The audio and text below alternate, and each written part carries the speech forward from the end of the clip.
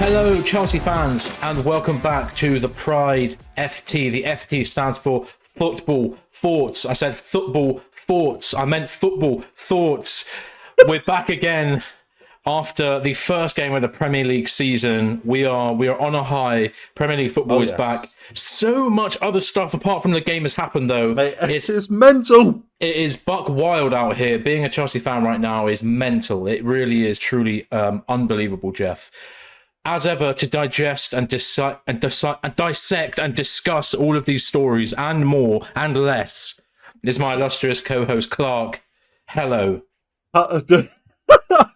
What an intro. Hello. How's it going? Yeah, we are back. We are good to go. Little draw against Liverpool. I couldn't really ask for I could ask for a win. But I'm satisfied with that. Satisfied. We had 2 disallowed goals each.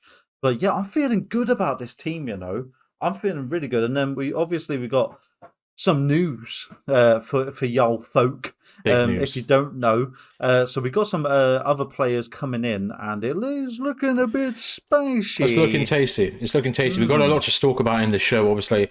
First thing first, obviously today we are recording on the 16th. Our next game is West Ham away at 4:30 on Sunday. I imagine we'll knock together a preview for that later on in the week. So please do stick around in the channel. If you like, subscribe and comment here, then you're more likely to see the stuff we're about to do in the future, in the coming weeks. Obviously, new season, fresh new stuff coming. Also, a reminder, our Fantasy Football League has obviously kicked off its side. I think you can still join them. I don't think you have to be there. I'm pretty sure you can. Before week 1, but you'll just be a bit behind in points, I guess. But yeah, we'll leave the code in the description down below. Don't worry, I'm last. It's fine. Oh, fair enough. So you can join that. And a tip for you: just Captain Haaland every week, and you'll be okay. I tell you what, though, I think I've cracked the code with that. Yeah. Little glitch in the matrix, as you said earlier. Yeah. Mate, I got Casado on the Fantasy Football app before he was in Chelsea, and now he is. I got 4 players from Chelsea.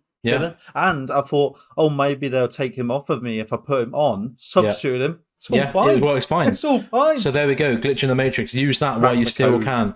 So obviously the first thing we'll talk about, we'll briefly go over obviously the last game that happened. Our first Premier League game of the season, our 1-1 draw with Liverpool at Stamford Bridge on Sunday. Obviously, me and you did an extensive post-match reaction straight after the game happened with all of our up-to-date notes and thoughts and feelings. So if you're really interested to get more of a deep dive, go to our channel. You can find the video there. It was uploaded on Sunday, so you can find that and get involved. But really, let's just go over our kind of general thoughts. As you kind of alluded to earlier, you feel pretty good about the result? I'm feeling pretty good, yeah. Liverpool didn't look as strong as I thought they would. But you know what? I think it's teething issues for both teams. I think there's a lot to go, and we've only just started. Literally, first game back. Very stressful game. Obviously, it's a top team. So I think we've done pretty well with a very new squad. I mean, we've only got like 3 or 4 players that have only still been there, sort of thing. Yeah. Everybody else brand new. What's going on? Brand new. So it's all just that intertwining. We're missing Nkunku, obviously. I think if Nkunku was playing and wasn't injured, I think we would have won that game. I totally agree. With Mohamed Salah, I just want to say he's not looking too sharp. He missed quite a few things. His runs were off. Passes at times looked a bit shaky warrior. Yeah. So it's just I thought it was a good game overall for the level. And if we can get a draw against Liverpool, which is obviously a very top team along with ourselves, I think we're going to absolutely smash West Ham, and then Luton Town the week after. Yes, I think we're going to be doing well. I think we'll be all right. This is the away at West Ham. Yeah. Have we even released our away kit yet? Good point. No, not officially.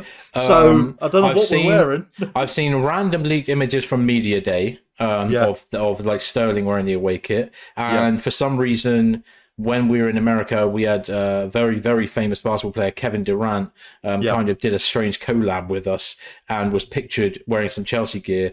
And underneath, like the Chelsea bomber jacket he had on, was our new away kit, but you couldn't quite see it properly, but you knew it was that. So I don't know what that's all about. I don't know why they're teasing it so much. I don't know what they're playing at, honestly. Yeah, but we may see it, we might not. One thing I guess that will decide it is, do West Ham wear white socks with their home kit? They normally do, don't they? It's normally, I'm pretty sure they do. So if they do, then either we just go full blue, or we just go, right, we're wearing a away kit. But we'll wait and see. We'll find out very soon, I'm sure. But anyway, yeah, I mean, general kind of thoughts on the game. I think, as you said, considering the amount of churn that our squad has been through and the different faces we have, and some of the more what felt like concrete parts of our squad have now gone. Those foundations have been ripped down and put in the skip and moved on elsewhere. I did think, how are we going to look? This is really scary almost, better the devil you know, maybe. But we looked really fresh and quite powerful and frightening, and stand-up performances from Enzo, who is in a bit of a new playing style. Absolutely bossed the flipping game to hell and back. And he's after wearing that number 8 shirt with it suits him. It suits him a dream. It's so much more suited to it than bloody Kovacic ever was. But yeah, after that first 20 minutes or so, we looked a bit shaky. Levi grew into the game. Disassi grew into the game. Enzo grew into the game. Even Sterling had a half decent game. Nicholas Jackson showed up. It was Reece James was good. It was good vibes all around. So yeah, I totally agree with what you said. I reckon if we had Nkunku, we win that game. Because him being in and around the box is so clinical and such a good striker of the ball. I really feel like he would have finished some of those chances that fell to someone like Chilwell, for example. But all in all, quite a positive result. And not bad. And for the first time in a long time, buzzing to see us play a game next time. I can't wait for the West Ham game to see how we turn I just want to mention, so Reece James went off a little bit injured. Yes. But he did put on Instagram that he's looking forward to the next game, so I don't think it's serious at all. No. Chilwell was limping a little bit, but again, he put on social medias like, can't wait until the next game. And he was also pictured with, what's her name? Olivia Rodrigo. Yeah. And I was like, okay. So, I don't think they're injured, so that's all good. Just want to say, Nicholas Jackson versus the back two, Virgil van Dijk and Konate. Yeah. Fucking schooled. Yeah, he put in a very impressive performance. For somebody who doesn't look that powerful, he looks quite slim, doesn't he? He's like, mate, honestly, Drogba. Brother, he was holding up the ball. There were points where, he was in a foot race and you expected him to kind of take control and turn around. He's like, no, I'm going to keep sprinting and just absolutely pace them. Mate, honestly. And it took a really good save. As well. Yeah. And I know, literally, he looks like a really, really good pickup, and I'm super excited to see how he develops throughout the season, because it's easy to forget he's only 22. And, it's outrageous. And Drogba didn't really come into his peak until 26, 27. So he has time to kind of, get a bit more powerful, grow into his role. So very, very exciting. And we've got him on a 7-year contract, so we've got him until he's 28 anyway. So then, let's move on then from that game.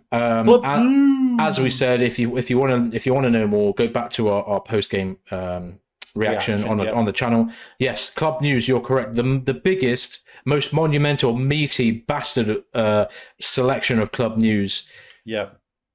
The headline really today, or throughout this week. Yeah.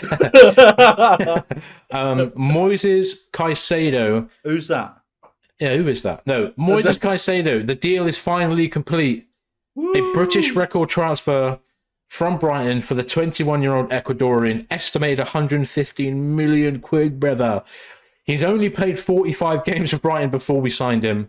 He takes his favourite 25 number shirt after apparently a quick chat with Gianfranco Zola, who was the last player to wear the iconic number for Chelsea, and hopefully can cement himself in the same kind of halls of greatness that Zola did. Yeah. A massive, unbelievable, mental, gigantic, enormous move. And this came, if we do the quick timeline, this came mere hours, really. The news came hours after the game on Sunday that it was kind of on the go-ahead. And then we found out on Monday, didn't we? It was official by Monday.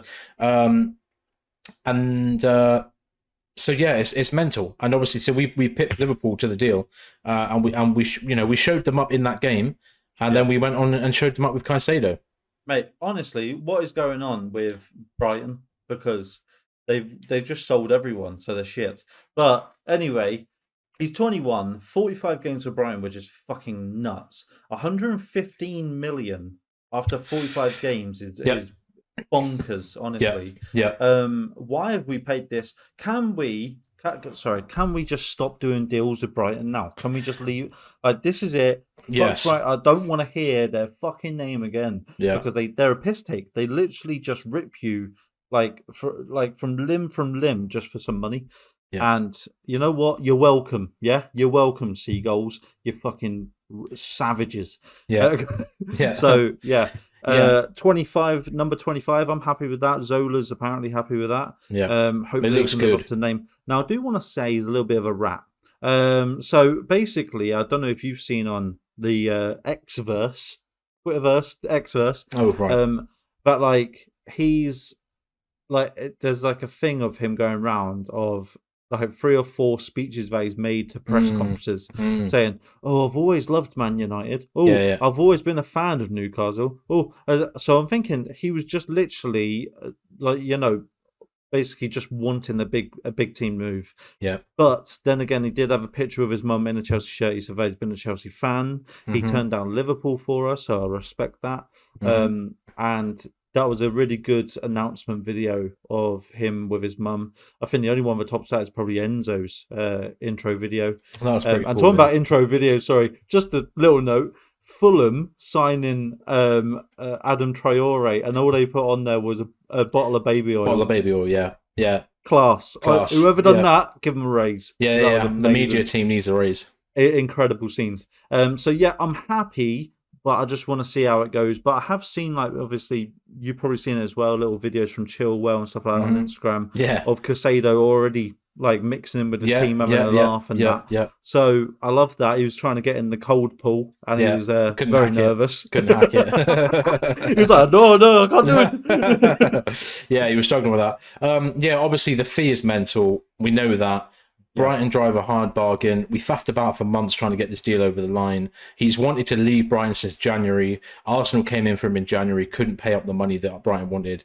Man United were linked. Everyone was linked. And obviously, I think he was just desperate to get out, so he was saying anything, probably. Yeah. But, look, hey, this summer has been the summer of there's no such thing as loyalty in football. We can't expect every player to grow up loving Chelsea their whole life. Like, that's just not how it works. He's a lad from Ecuador. Obviously, though, that picture of him with his mum in 2020 with the Kante shirt on, I don't actually know if it's a Kante one, but it's a Chelsea one anyway. I believe it was a Kante one. Yeah, is great and does kind of hint that he clearly does have some kind of affinity to the club. Yeah. And is excited to be here. And we're excited to have him as well. Yeah. Obviously, time will only tell whether or not this money's been worth it. But if it's anything like Enzo and he just comes in and just does his job. Oh mate! Oh, him and Enzo. I know. Well, that's the thing, right? So here's the thing about the money, right? Obviously, the money's mental. We know that.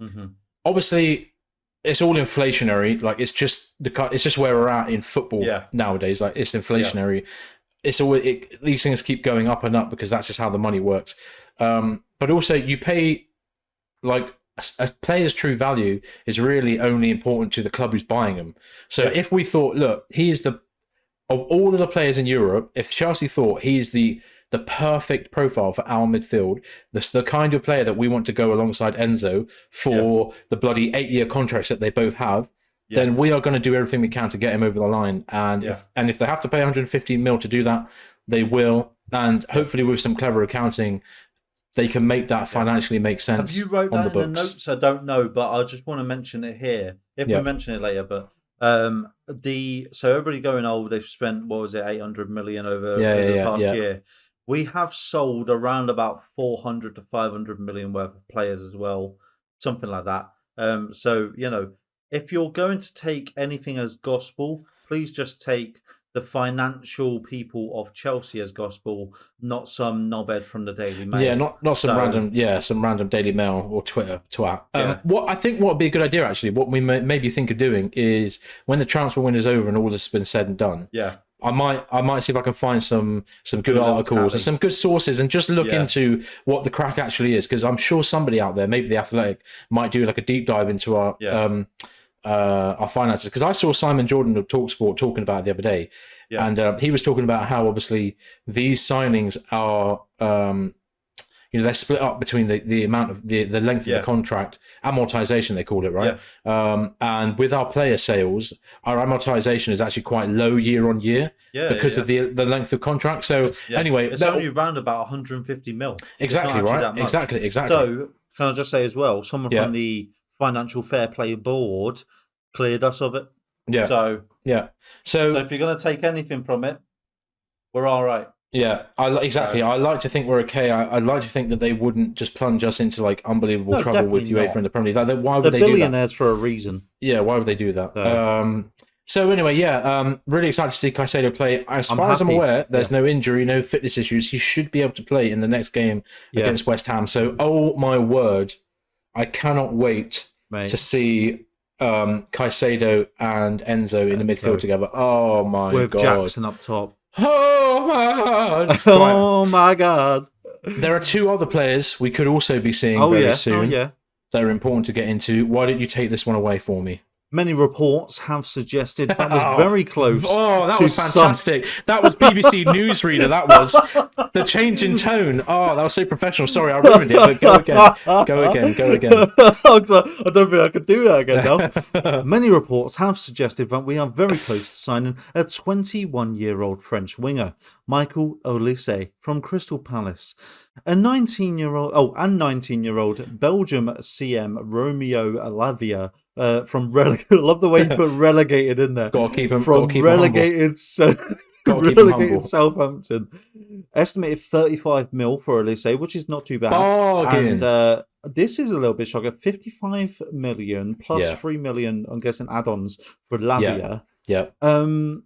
I'm not too sure about that. Olise is an elite chance creator. Lavia is a all-action midfielder with great close control awareness and mean long shot. Now, this being said, Olise coming from Crystal Palace are threatening to be rats and say that we illegally, not law, but according to the FA, we've gone behind their back and contacted Olise without Crystal Palace's permission. So if they're rats, they're rats. So we hope they get relegated. But I'm happy. Don't get me wrong, I'm happy. Yeah. But where do these people fit in our team right now? Very good question, and I totally agree. And part of our kind of next story might give us a bit of a better indication. But let's just say Michael Olise, by the way, came up through the Chelsea Academy. There are pictures of him in the Chelsea Academy as a youngster, which is, at this point, who hasn't come through our academy in English football? We're supplying, exactly. We're supplying the whole bloody football pyramid with class players. That's just what we do at Cobham, Cobham. He apparently he had a bit of like an unofficial buyout clause that's about 35 million that wasn't strictly in his contract in writing. I don't know. It's all quite mucky and a bit murky and weird. But I think that's what Crystal Palace are apparently annoyed about, the fact that we've kind of figured this out. Maybe Patrick Vieira, who obviously was the manager last season, knew about this, and he's now obviously at Strasbourg. He's now at Strasbourg, part of the blue group. He's part of the blue group, so maybe he kind of helped us make that work.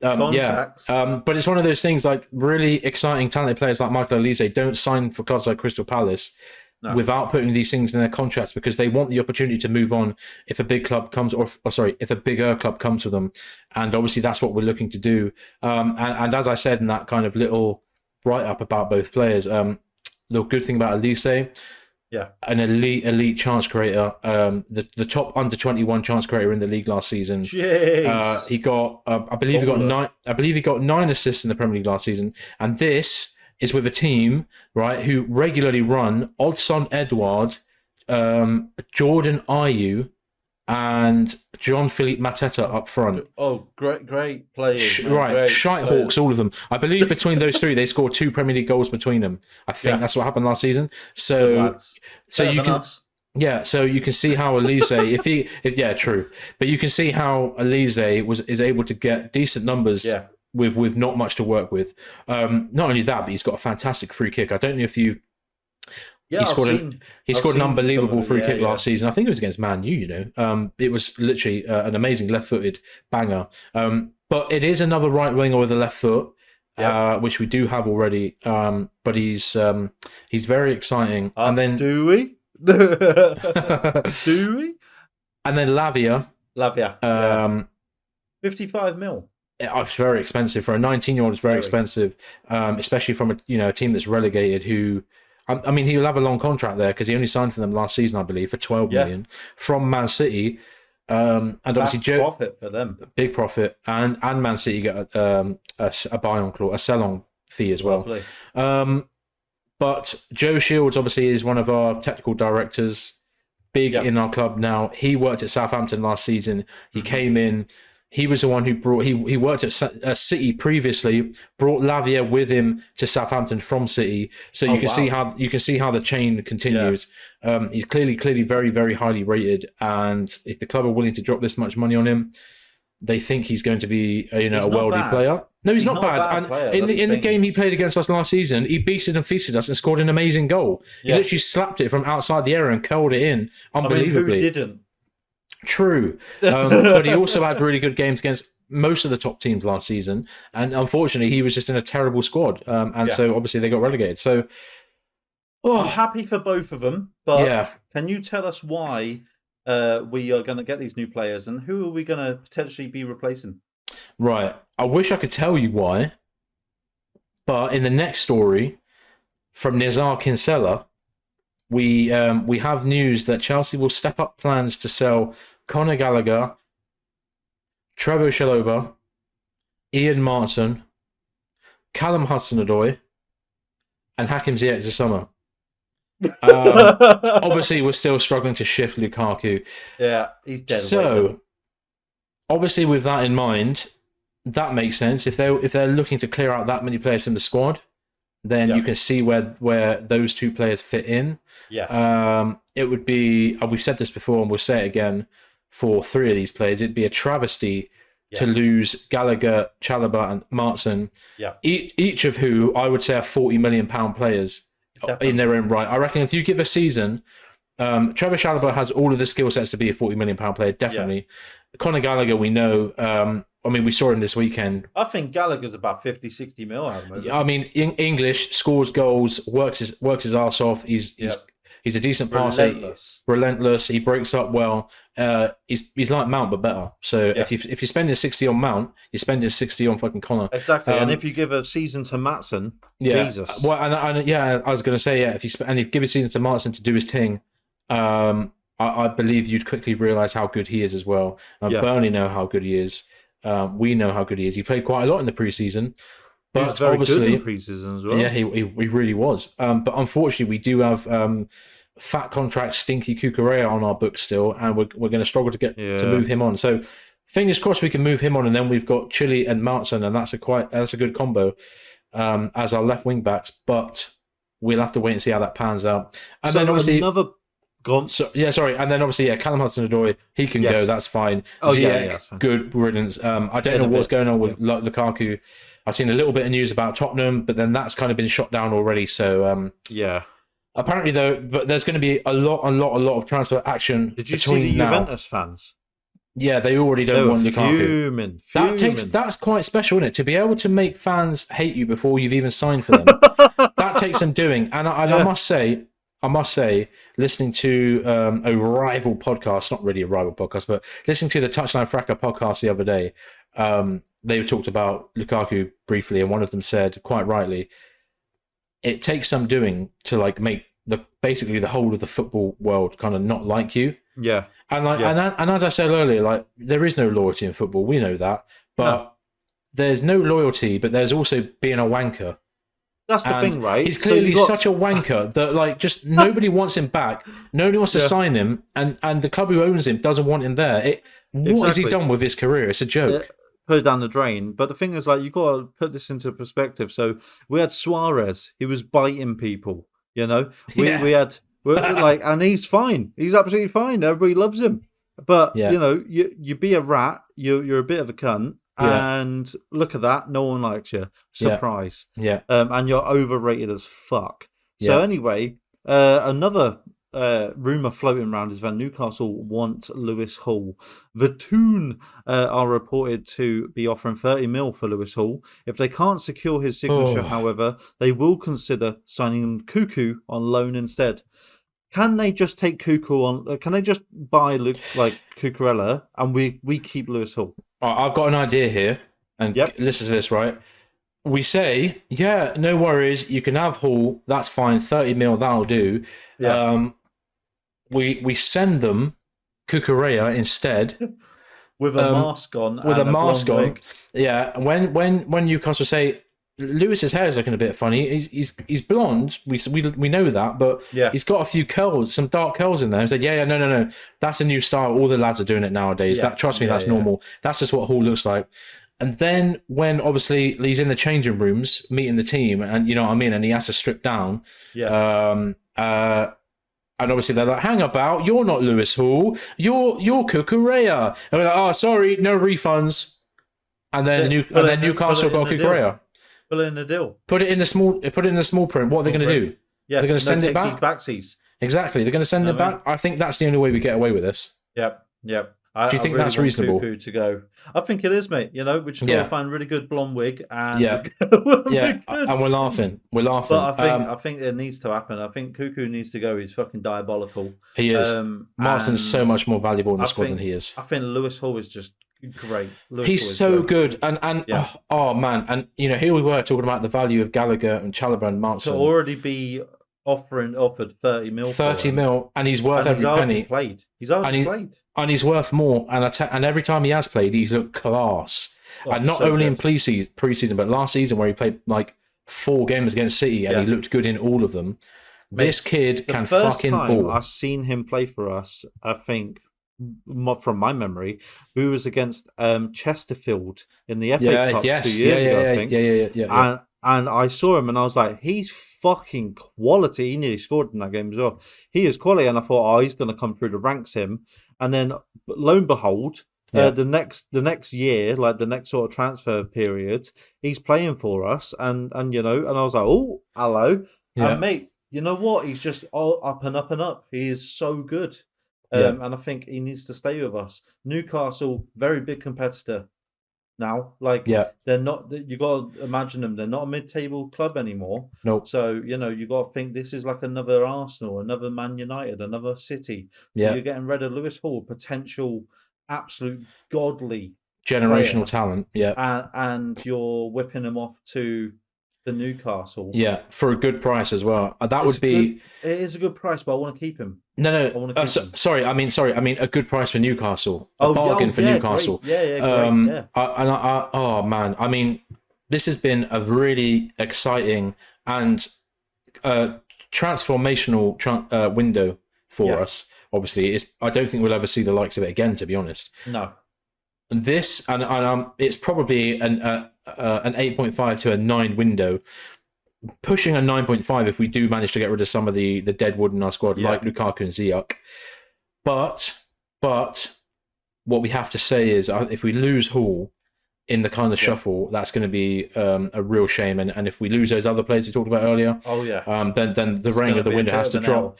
But I mean, look, man, we're flipping accumulating so many players. It's like, well, what do you do? You know what I mean, these players can't just hang around waiting for their shot. They need to go and play. I don't think we need Olise, and I don't think we need Lavia, because we've got these players like all ready to go. Yeah, well, I thought we had Andre Santos. I thought we had Andre Santos, and you know, out on loan, isn't he? No, not even. That's the thing. Apparently he's staying at the club. You know, just to do his thing. You know, because he played quite well in pre-season, right? And and so, but what is he? Is it going to be 4 midfielders? Enzo, Caicedo, Lavia, and Andre Santos. Apparently, Ugo Chukwu's going on loan, but we don't really know where or when. Yeah. So this is what I mean. I know there's just a big churn of players, and there's a lot of players, and I've seen reports that Pochettino wants about a 23-man squad. Yeah. So we're going to have a lot of chopping down to do to make that happen, and a lot of loans to sort out. And I think we've already fulfilled 4 of our 7 allotted international loans. And we've just got rid of one more player. Who did we just get rid of? Hakim Ziyech. Woo! Yeah, the Wizard of Amsterdam. He was apparently known as at Ajax. Obviously, the guy came to Chelsea. He was a bum. Lost his powers. He did lose his powers. He was. Yeah, as I said, he was. You're a bit of a bum. wizard, Ziyech. Yeah. He had a half decent left peg. He did score a really nice. He scored a really nice goal against Tottenham. So we can always look back at fondness with that. But it does look like he's close to a deal to move to Galatasaray, who have had a pretty exciting transfer window, to be honest. After signing, what a great club as well.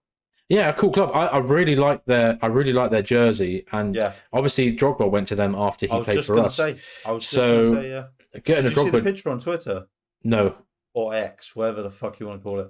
There was a picture of someone's photoshopped both Drogba in the Chelsea kit and the Galatasaray kit, Nice. And like dapping each other up. Yeah, but it's the same. Cool. I was like, that. Whoever edited that, great edit, great. Yeah, edit. Shout out to those. So that's good news. That comes via the editor-in-chief at a Turkish sports company. Can you say that? Oh. Yago Sabunçoglu. I reckon. Okay, we'll go with it. Yago Sabunçoglu. So apologies if I got that wrong, Turkish fans. It's quite a difficult language to speak, so I tried my best. But anyway, that's good news, right? Yeah. Ziyech gone, more Deadwood out the door. We're happy with that. Absolutely infuriated me at multiple points last season. Yeah. Many points last season. He would do one good kick with his left foot, maybe a cross, maybe a free kick, and that would be it for the game. That's it. Though he wouldn't run, he didn't care. Obviously, we had the whole PSG move that was thwarted by a supposed fax machine or some bollocks. I was like, no one in 2023 is using fax machines. Get over yourself. So, it was just a whole sort of like shite, and then he didn't want to play for us. So I'm happy to see him go, to be honest. Not that he's a bad bloke like Lukaku, but he's just shit. Anyway, David. David. Just let's call him David. Go on, let's call him Dave. Oh, Dave. So it's Dave Washington. Dave Washington. Right, get this right. Dave Washington, right? Yeah, right? That's it. Yeah, he's only gone and had a Chelsea medical, right? Bloody in the next 24 hours. Head of his move from Santos, right? Guess how much he's fucking come here for? Only 20 million quid. How much? How much? 20 million quid, bruv. That's like, I mean? Oh, that's like 2 months of my electricity bill, bruv. That's mental. That's mental. Bloody hell. Eon's fucking ripping me off here. Yeah. Like, it seems like the young striker will join fellow Brazil Angelo on loan at Strasbourg, eh? I mean, another young Brazilian on the books. Another one.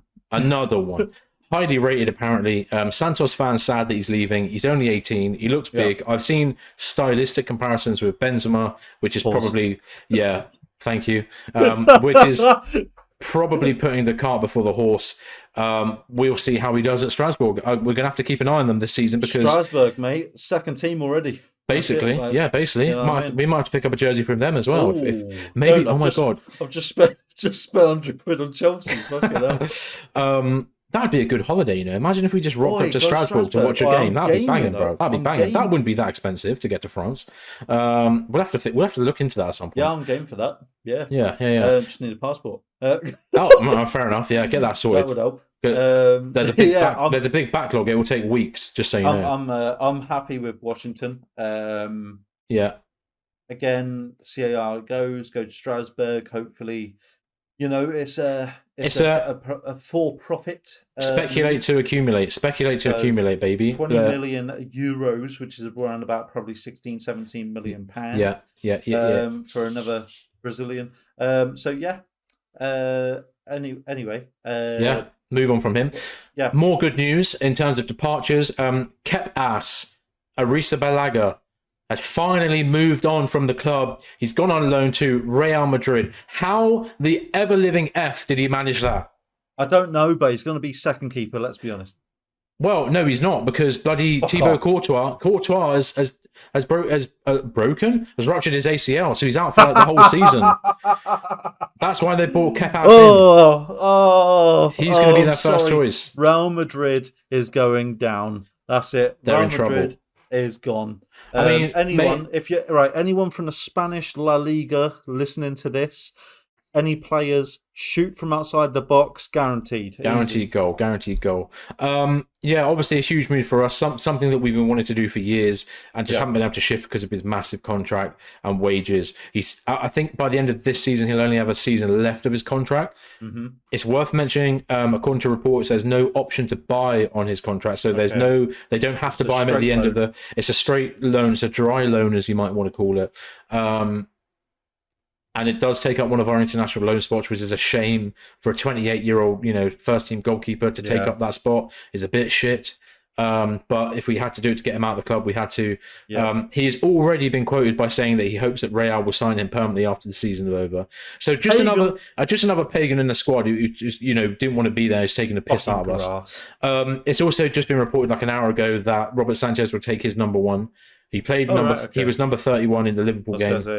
He's going to take Kepa's number one. Right. I want to just address this quickly. I think we was a bit too harsh on him. Now shut up, bro. No, so not Kepa. Yeah. Sanchez. Sanchez. All right. I think we was a bit too harsh on him in his first game. We were saying that his positioning was all crazy. I've seen some replays. I've watched the highlights and refreshed my memory. Yeah. He wasn't that bad. Okay. He wasn't that bad. We saw more out of him that game than we did from Kepa for a whole year because he actually caught some balls. So, that actually helps. Pause. So, from a corner kick, he's actually coming out and grabbing balls. Pause. So, he's moving hella sus, and I love it. So and he's a big lad. You know what I mean? He's a big lad. He's well lad. Hung. He's well big. Pause. Yeah. So is that the title of this episode? Pause. Yeah, it might have to be. So we have that. I believe 1.97 meters. What does that mean? 6'6". Whoa. 6'6". Dude, that's what I'm talking about. 6'6". Only 2 inches taller than me. Yeah, but he'll have big long arms, won't he? He'll have big old long arms, and that also makes him. If we look at Kepa's height, really, I'm gonna have to Google 6'2", isn't he? I need to know. Is he 6'2"? He's 1.86 meters. Oh my god, he's 6 foot. Yeah, 6 foot. So wow. That's on mad, Wikipedia. By the way, on Wikipedia, it says 1.89, 6'2". And on the Chelsea website, to be fair, so he's 6'2", which obviously is actually not short, but it's mad. Like, I'm tall. I'm tall, and I'm like, I still don't feel like I'm tall enough to be a keeper, and I'm 6'4". So it's what the fuck. I'll tell you what. Do you want another loan? Yeah, go on then. Yeah, go on then. We'll go Casade. I can't even say his name. Casade. Yeah, Casade. Casade, thank you. Has joined Leicester City on a season-long loan. Good loan. Well, he wanted to go to. There are reports or whatever. Genoa in Italy. That one. Yeah. Because he's Italian. Leicester lad. City. I think it's great. It is. Leicester City. Their new manager there is Enzo Maresca. Comes from the Man City kind of setup. He's Italian. Clearly has seen him play at the Under-20s World Cup and had a really good tournament. Pre-season as well. He had a decent pre-season as well. He did play for Reading for half the season on loan last season and looked all right. And they unfortunately got relegated, so that was a bit peak. But, Leicester would expect to come back. They'll probably play some pretty good football, so hopefully he slots in nicely and has a good season. So good luck to the lad. Good luck to the lad. I hope it all works out and it's a great team to go and play for. Yes. Because they're probably going to win League One, let's be honest. Or Championship. Championship, So talking about keepers, who are we going to get for a number 2? Well, we don't really know yet, obviously. Slonina has gone on loan to Belgium, a Belgian team to ply his trade there for a season. And obviously, now that Kepas has gone, we basically need a new number 2, as it were. Yeah. Apparently, one possibility being considered is Georgi Petrovic. I believe he's Croatian. He's been on the club's radar since playing for New England Revolution over in the MLS. Right. He's highly rated, I believe. I don't think he's too old. He's Serbian, actually. Sorry, not Croatian. Of course, that might be a bit controversial. He's 23. He's 1.94 meters, so what's that, about 6'4" or whatever? 6'4", yeah. About 6'4", there we go. So big lad. Apparently just a classic shot stopper extraordinaire. Not particularly impressive with the it. ball at his feet, but hey, I want a goalkeeper who saves shots. If he can do that, Yeah. I'm happy. And Bettinelli's injured, isn't he? So I don't know if he's injured or not, but he is. yeah, Bettinelli is. Yeah, he is fucking old. But yeah, Bettinelli's just our third keeper, isn't he? So Yeah, I'm happy with that. If we can get a number 2 who's happy to sort of sit on the bench and come in a little bit, for the maybe FA Cup or something.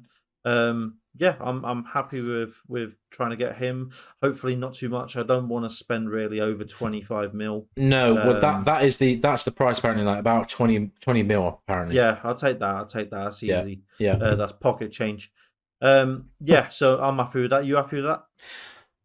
Yeah, based on reports I've seen, apparently he's the best keeper in MLS. So to sign the best player in any position from any league is not bad. The best keeper in the MLS is going to be on the bench.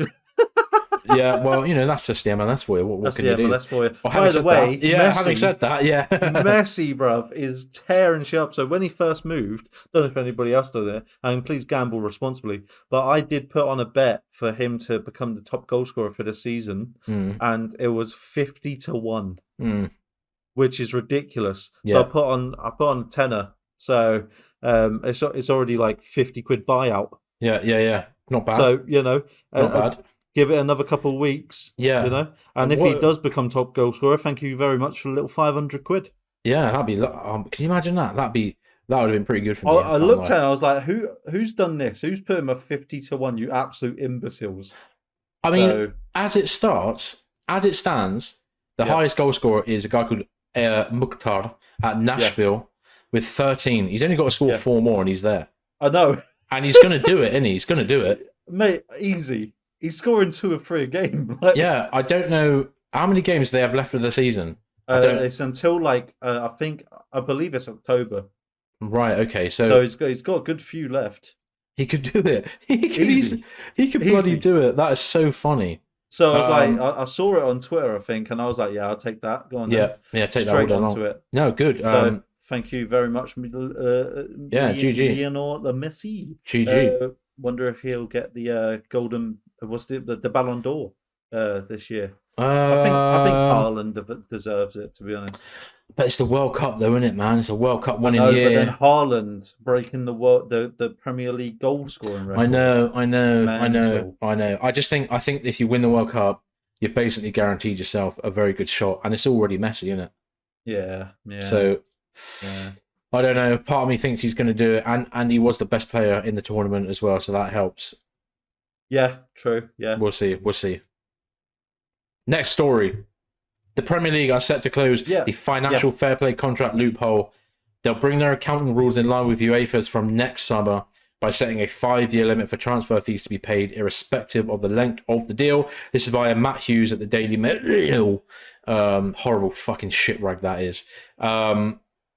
Interesting. Obviously, by this point, it's too late, brother. Here comes the money. Money. It's too late, brother. We've already done the madness. It's too late. We've just refreshed our whole squad. We spent nearly $1 billion doll hairs on this new squad. They're all on 8-year contracts. We're amortizing the hell out of this hoe. It doesn't matter. It's finished. We're done, bro. All right? It's too late. So have it, all right?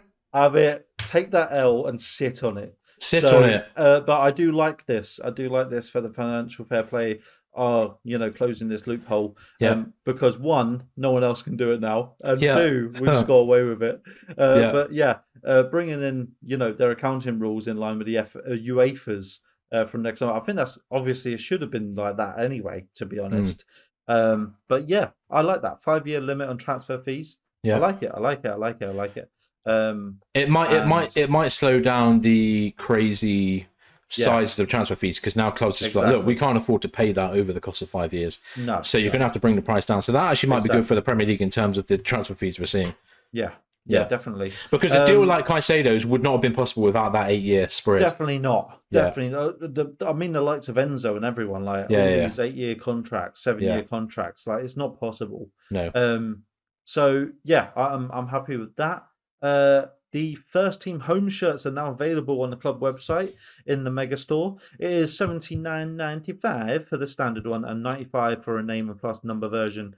It will be interesting to see who is most popular after such a big squad turnaround. Yeah. Now, I won't lie, as I mentioned, did I mention earlier? I don't know. You did, yeah. I have bought one. I have ordered one.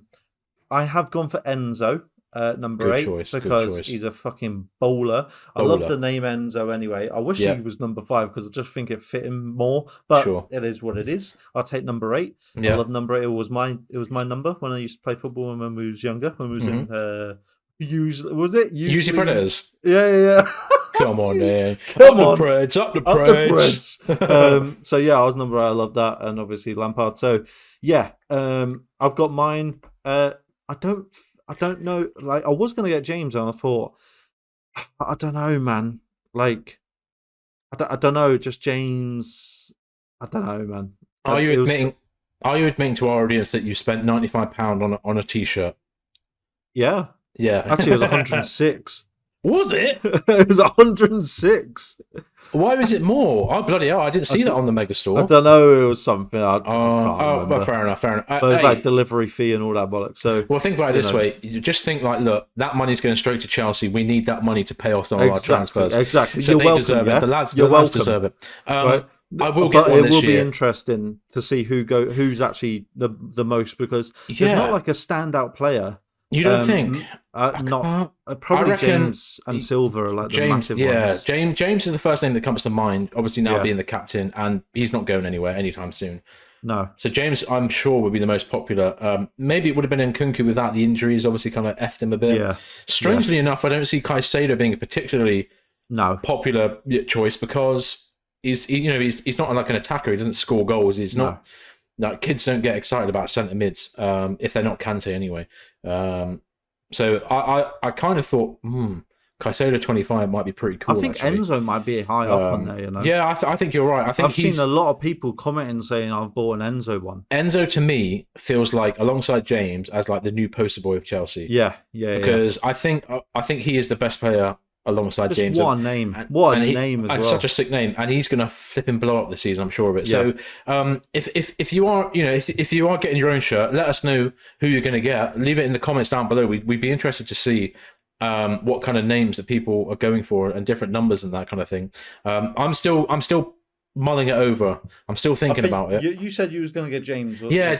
James springs to mind for me. It's 24 is a cool number of Kobe, the Black Mamba, big rips, and obviously it's Reece the Beast James, so he's our El Capitan, and it'll be cool to have him on the back. I just thought, you know what, he's injured too much for my likings. I hear that. No, I do hear that. I hear that. Yeah, I hear that. You never know. I don't know. I just like the name Enzo. Always have the Ferrari Enzo. Yeah. That's fine by me. Love all that. Love number 8. Fuck it. Why not? And he's a cool geezer. I like him. Is that it for the club? All right, get a room. Right. Yeah, I believe so. I mean, there's more and more news at every flipping minute. So honestly, I don't know. There's only one tweet I've seen about anything, which is another Premier League club are apparently interested in Hudson-Odoi and are looking to kind of swoop in on the deal with Fulham. But that's all I know. Fair enough. Yeah. So moving on to the women's, England are through to the World Cup final. Millie Bright, Jess Carter, Niamh Charles, Lauren James, Hannah Hampton, and against Spain on Sunday. Yes. The 20th. Is it 20th? Yeah, 20th. Yarp. Yep, Yarp. It is, because that's my first wedding anniversary. Ooh, is it? Yes. Oh, that's nice. Oh, no, that's quite cute, isn't it? Well, I was just going to say, we are playing Sunday as well. We are at 4:30, so it's going to be a bumper day of football action. Yeah, when's the World Cup? It's 11 a.m. Oh, is it 11 a.m? Right. Yeah, okay, 10 a.m. I think the build-up starts on BBC One and ITV. Okay. And then 11 a.m. I believe is kick-off time. So it'll be over by about, depending on extra time, it'll be over by about 1. I think we've got a good chance at winning. Yeah, I mean, we haven't looked generally that good really throughout the tournament. No, we have struggled. Just smashed Australia. But exactly. But Australia, who are obviously big favourites, it's their home tournament. Yeah. We literally walloped him today. Yeah. And apart from a little, obviously, Sam Kerr commiseration scored an absolute worldie to equalise. we looked way better than they did. And I think Spain are obviously they're pretty good, but I think we've got too much. But then, that I'm an optimistic England women's fan, so it's football. So you just. What do you reckon about Lauren James? Because obviously she's allowed to play. No, she didn't play, but she's allowed to play in the final. She had a 2-game suspension, so that means she'll be allowed to play. Do you reckon she'll come back in, or do you reckon she'll start on the bench? No, I think she'll be starting. Do you reckon they'll just give her straight back in? She's too important. Or maybe because like the player that she was benching is Ella Toone, and she scored a worldie today. So I've got a suspicion that maybe Serena Wiegman will start James on the bench and start Toone, and if things obviously aren't looking good, maybe she'll bring James on. But hey, we will wait for Sunday. Get all the red cards you want now because you can't get suspended. So true. Good luck to England's women's. Commiserations to Sam Kerr and the Australians. I will be watching. I am excited for the game. And good. Youth. Yeah, that's that. Youth. So our development squad kicked off the season in style with a fine win against Blackburn Rovers. Ronnie Stutter hit 2. Leo Castledine, the man with the best name at Chelsea, got a goal. Donald McNeely, hello there. My name's Daniel McNeely. Hello there. My name's Daniel McNeely. I love playing for Chelsea and scoring goals. Hello there. And Zach Sturge were on the score sheet at Kingsmeadow. Blackburn did get a late consolation goal, so it did end up 6-1. The next game is West Ham this Sunday at 4:30, so exactly the same game and time as us for the development squad, and we'll see how they get on. In kind of transfer news of the youngsters, Harvey Vale completes a loan to Bristol Rovers in League One. Much better than that level, I will say. He deserved championship, really. Quite a strange move for him in terms of development, but it might just be a thing where we think he's a great player. He's a good player. He's a decent player, but he might just be subject surplus to requirements, really, with all of the players in our squad now. And we're probably thinking, look, if he can go to League One and absolutely hoop for a season and show that he's worth 10, 15 mil to a championship club, then maybe that's what they're angling for. Maybe. Good luck to him. Hopefully he has a good season. I'll be keeping an eye on him because of the stuff they do at the radio with Cheltenham Town. They're in League One, so I'm kind of keeping an eye on him and League One players anyway. There we go. Talking of League One, Ben Elliott has just gone on a permanent deal to Reading, the Cameroon midfielder, who actually had a pretty decent season for us this season, does move on to Reading. He is highly rated in the setup, but similarly didn't clearly see an opportunity for him to play for Chelsea, so had to move on. He's in League One. He should hoop as well. Good luck to the lad. What more can we say? The under-18s first game of their season starts this week. It's at 11 a.m. against Crystal Palace on Sunday. We will keep an eye out for that and see how they get on. And so, with that being said, we move on to Rival Watch. Rival Watch. So, what's going on in the world around Chelsea is Man United are still publicly discussing whether or not to bring Greenwood back into the squad. Gross club. Yeah, you've put the finger. Yeah, I did put in because that's what I think. I'm going to read out the statement they dropped today. This is fresh off the presses. So bear with me. Following the dropping of all charges against Mason Greenwood in February 2023, Manchester United has conducted a thorough investigation into the allegations made against him. This has drawn on extensive evidence and context not in the public domain, and we have heard from numerous people with direct involvement or knowledge of the case. Throughout this process, the welfare and perspective of the alleged victim has been central to the club's inquiries, and we respect her right to lifelong anonymity. We also have responsibilities to Mason as an employee, as a young person who has been with the club since the age of 7, and as a new father with a partner. The fact-finding phase of our investigation is now complete, and we are in the final stages of making a decision on Mason's future.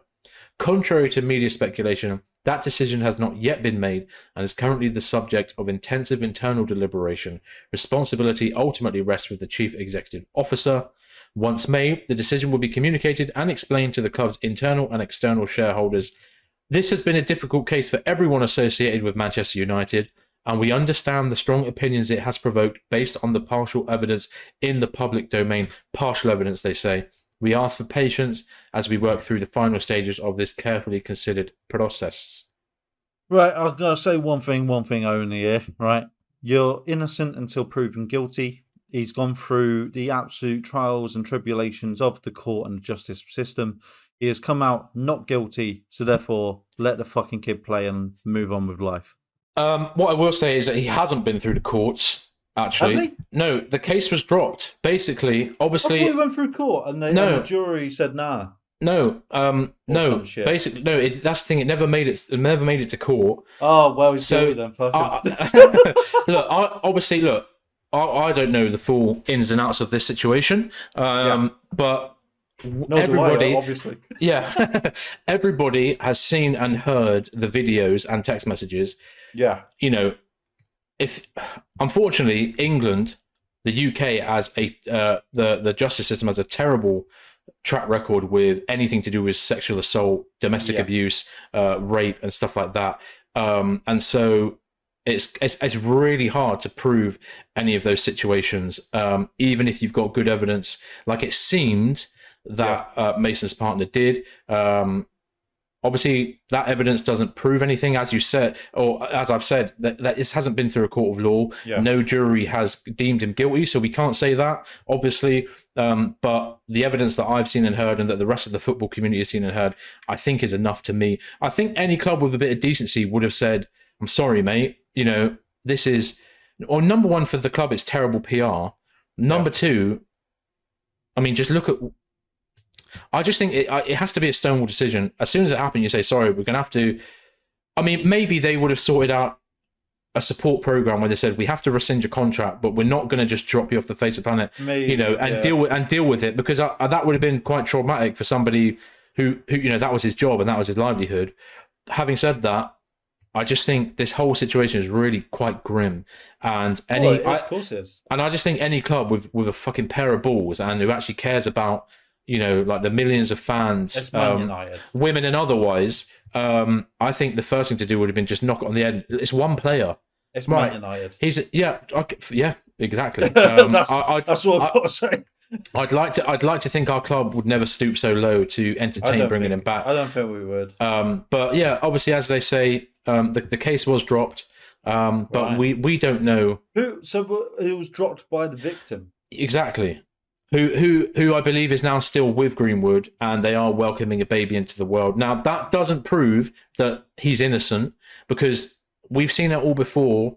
There are many partners who are too afraid to leave their abusive partners, because that's too scary. So the whole situation is fucking grim, and really, it shouldn't have even got this far.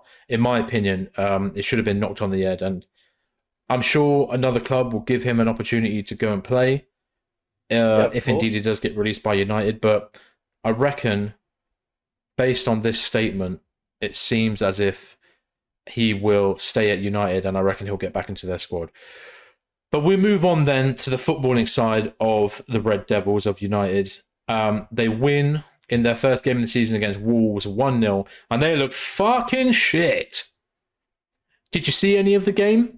I didn't, but no, that's a lie. I did actually see a bit of the game. And I also saw the penalty decision not given. Oh, I didn't even put that in the notes. We will go over it, and Pogmall has come out and said sorry again. Oh. It's the first fucking weekend of the fucking Premier League, and you've gone fucked up, right? Yeah. So the ref in charge, the virtual assistant referee in charge, and someone else in charge, I think it's the second ref, they've all not been selected for this week's games. I think it's a pending investigation. Wolves have been apologised to, but I mean, I think it should be a thing of, I don't know how they can compensate, because they should be fined or something, because it's ridiculous. Yeah. And let's say, for instance, Wolves got that penalty.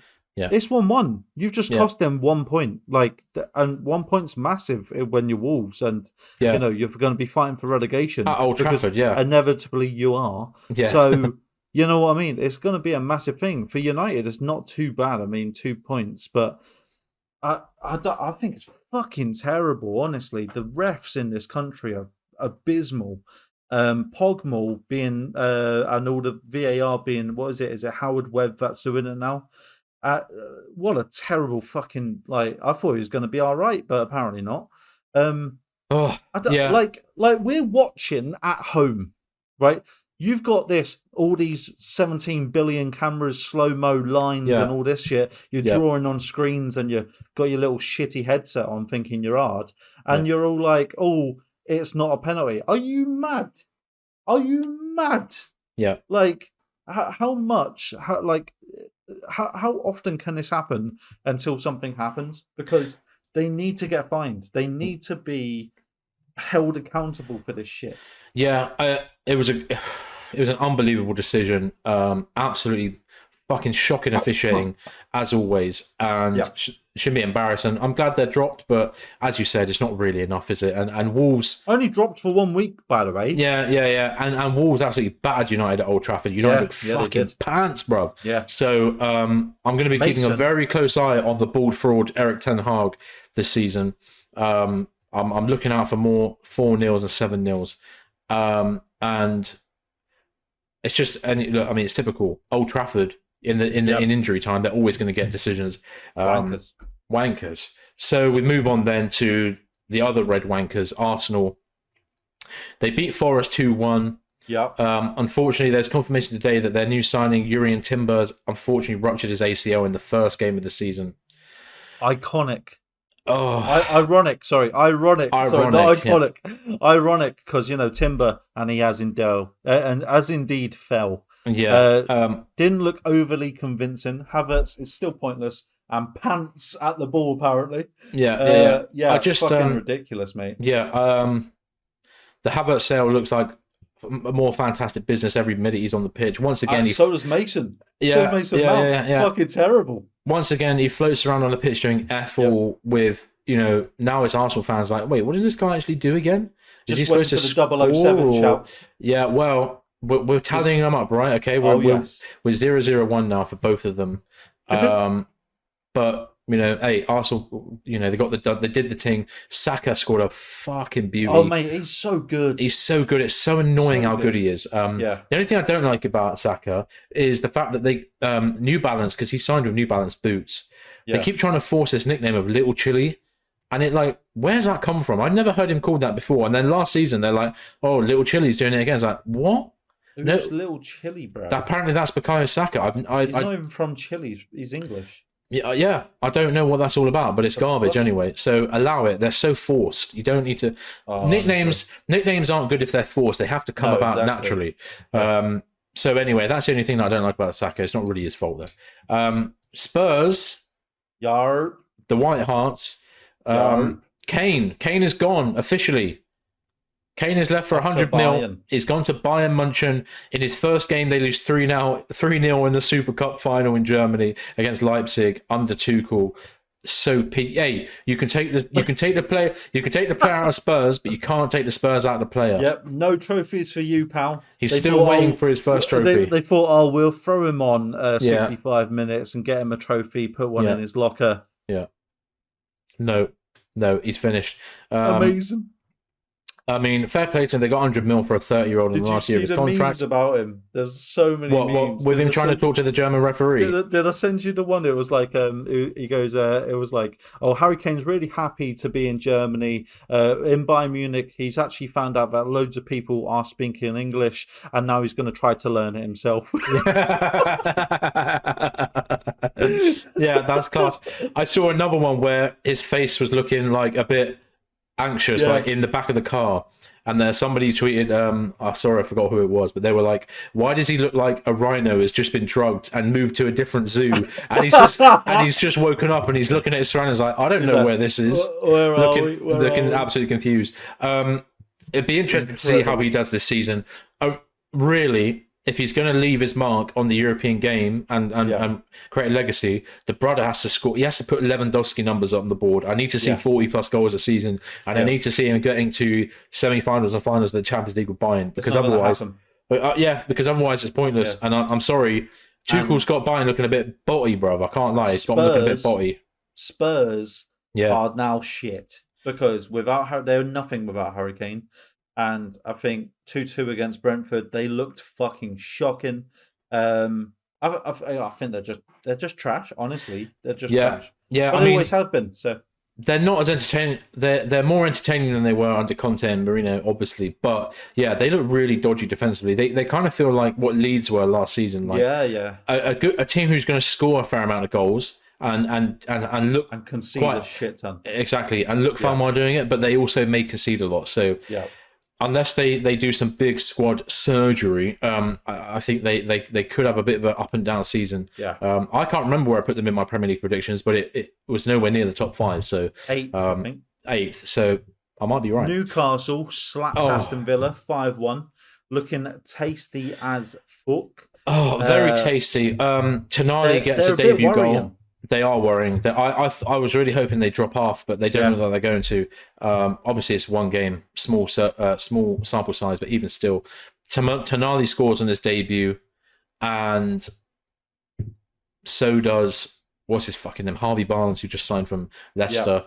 And Harvey Barnes as well, like a bog standard, decent Premier League winger, but they have got him looking fiery as hell. So they are going to be bastards to play. I'm not looking forward to the game away at St James's this season. I think we might struggle with that one, or not. Yeah, or not. Never know. We never know. Never know. City are still looking good. Whooped Burnley 3-0. Haaland is absolutely deadly. Honestly, the What can you say? strikes again. What can you say? Did you see the second one? Fucking quality, mate. Clinical as hell, unbelievable finish. He's built different. He's at outrageous. this point, he's a good guy as well. And he's he's a funny dude. I know he's just cool, isn't he? And he wears like fucking silk pajamas everywhere, and he looks good while doing it. It's quite annoying. M's got quite a soft spot for him. And I can't live up to a 6'5". Watch out. I know I can't live up to a 6'5" strapping, beast of a Norwegian. That's why you're in the gym. Well, that's it. That's why I'm going to the gym, because I've got to catch up somehow. Got to grow your hair as well. I can't do that, bro. My hair is clotted. My hairline is too done, bro. I can't get that length. I can't get that length. But yeah, City obviously are always going to be good. We're going to have to keep an eye out for them. Those are kind of some of the main rivals we've got for this season. Things will obviously progress as the season goes. We'll see. For game week 1, it was pretty good as far as I'm aware. Game week 1, pretty good. Game week 1, really good, really good. Surprising results, but some obviously not so surprising. Now I just want to go back to when we said the whole FFP is fucking mental, right? Yeah.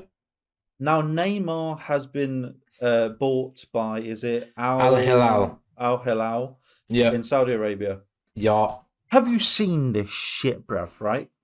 He is getting a list of absolute ridiculous benefits. So I'm going to list them off for you here. Neymar is going to Al Hilal and getting a house with 25 bedrooms, a 40 by 10 meter swimming pool and 3 saunas, 5 full-time staff for his house, a Bentley Continental GT, an Aston Martin DBX, a Lamborghini Huracan, a 24-hour driver. All bills for hotels, restaurants, and various services during his off days will be sent to the club headquarters to be paid. A private plane at his disposal for his travels. £500,000, 500,000, whatever money they're in, for each social media post that promotes Saudi Arabia. Not to mention 100 million a year salary. Oh, I mean, it's mental. The fuck is that? The whole deal is absolutely mental. The thing about all this fucking shit is that at the end of the day, this isn't for sport. This isn't for competitiveness. It's exhibition football at this point. 4 of the clubs are owned by the same fucking group. What's the point? By the way, this information comes via Spanish newspaper Diario AS, who predominantly focus on sport. I think they're like one of the big Madrid papers. An absolutely crazy deal. Crazy perks. I wonder if the 24-hour driver gets to whip around in the Bentley and the Aston Martin. Because if he is, I want to be that driver, bro. I'll be that driver. I'll make the commute. Jesus. I'll make the commute. Yeah. I'll make it work somehow. 500 grand for each social media post. That's like more than Kim Kardashian. Yeah, that's I know. Fucking outrageous. That's outrageous. I know. His Instagram feed. His Instagram hotels, feed. Restaurants, and various services for his off days will be paid for. Various services sounds a bit suspicious. Yeah. Escorts. So it's ridiculous. It's mental. It really is mental. obviously we don't know if this is actually true. It probably is. But hey, we're probably missing 17 Rolexes, 4 Audemars Piguets, 3 fucking Patek Philippe's in there. Oh my god! Talking of that, did you see a video of Fabinho's obviously gone from Liverpool to? Oh, he dropped the Rolex on the floor. Yeah, he went to Al Ittihad, and a fan. And a fan said, "Aye, brother, you put in work in that game. Yeah. I'll give you a Rolex." Fucking Rolex, bro. What kind of a fan can give Rolex out? Mate, it was I think it was a GMT on an Oyster Flex bracelet. And he's tried to pull it on him, but he fiddled and he couldn't get it. And then as he's let go, Fabinho's fucking dropped it on the floor, picked up and went, "Oh no, it's fine." I mean, it would be fine. It's sapphire glass, but it's like, what the fuck? I would surprise Where's mine, bro? I've just been doing paperwork for fucking 8 hours. Where the fuck is my Rolex? It wouldn't surprise me if the fan, if they're like, "Oh, he's broken, don't worry about it," just pulls another one out of his pocket. Yeah. I just want to say, fucking, this is what Neymar said. This is his quote, right, of him joining. Reports suggest he'll earn 138 million per season. Fucking hell. This is a quote. "I have achieved a lot in Europe and enjoyed special times, but I've always wanted to be a global player and test myself with new challenges and opportunities in new places." Bullshit. "I want to write new sporting history. No one cares about what's happening in Saudi Arabia." No. And the Saudi Pro League has tremendous energy and quality players at the moment. There are a bunch of has-beens and players who just want to milk the money that's currently available. It's just money. Yeah, exactly. I have heard a lot and learned that I am following a long list of Brazilian players who have played in Saudi Arabia over the years, so I believe it is a desired place.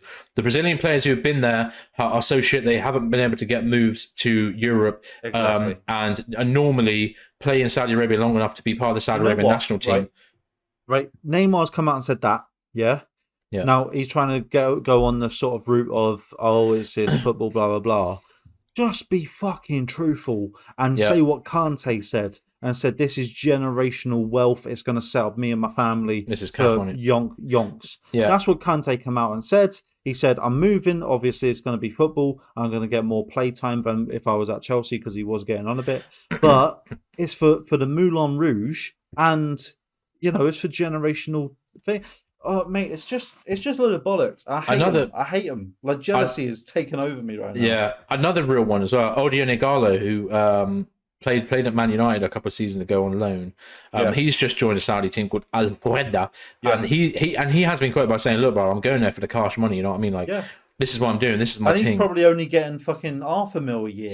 Yeah. But it'd be much more than he can get anywhere else. And at least he's being honest about it. I'm going to contact him, see if I can come over as a fucking defender, bro. I swear to God. To finish off the quote, "Al Hilal is a giant club with fantastic fans. It's the best in Asia. This gives me a feeling that this is the right decision for me at the right time with the right club. I love winning and scoring goals, and I plan to continue doing that in Saudi Arabia with Al Hilal." So another huge player goes over there.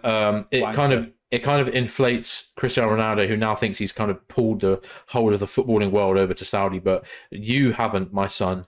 The cash money. He's getting paid more than Ronaldo. Yeah, the cash money Wonga is what it was all about. But so fuck them. It's going to be a shit league. Let's stay on modern football. Couple of years, it'll be crap. The crazy thing is, right, all these players have gone there, a lot of big names and a lot of half big names. Yeah. And it is quite funny because still, though, most of the teams are just filled with a bunch of like random Saudi dons who are like terrible at football. Yeah, like all of the attackers are like pretty good European standard footballers. Yeah. All of the defenders are random Saudi dons. Exactly. And so it is literally like a friendly exhibition football. These like that's what it is. You know, what I mean, these attackers. It's a very, very expensive 11-a-side. Yeah, it's pretty garbage. But anyway, good luck to Saudi fans. I'm sure they're having a great time. But I'm not bothered. Anyway, no one's going to watch. So no. Get wrecked. I think that's it for this podcast. Ending on a low. Such a low. But you know what? We look forward to West Ham and we look forward to the Premier League, best league in the world, to carry on for game week 2. This has been the Pride FT. Please like, comment, subscribe, rate us, do all that. Football League, it's in the description. Join the Football League. I am currently last, but I'm coming for you. I'm on your tail. All right. Yeah. But thank you for listening, watching, all that good stuff. And I have been Clark. My illustrious co-host has been Bo. And as always, up the Chelsea.